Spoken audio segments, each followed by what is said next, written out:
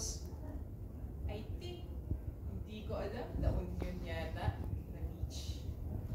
Tapos, gusto siyang sundan para siya gumawa ng film. Alam mo ang ginawa? Ang laki daw ng fun ng grupo.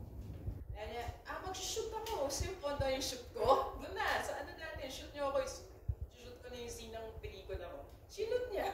Yung sinabihan. So yun ang ginawa nilang parang Mactan. So yung The Beach of Mactan, ginawa nila sa ilang. Sa La Union. Tapos, ang panalo doon, yung chinanel niya, yung may pagkakataon na ng cosmic fun. Diba? Puta, di syempre payag yung ano.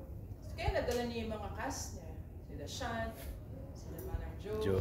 Kasi siya Siya yung may bata doon, no? Oo, kasi siya shoot. Siya yung i-shoot. Oo, di shoot Pwede mag-shoot din ako, gano'n. Oo, di shoot niya ba ako? Oo, sige, di shoot ko na to. Di ba? Kasi sa local funding, ang hirap. Pero sa foreign funding, Well, pag ano ka sa Japan Foundation, ewan ko lang ngayon kung bumubuhos sila. kasi syempre ito ng mga panahon ng 80s, 90s, diba? Ang problema ko sa Japan Foundation doesn't have connection to Japan.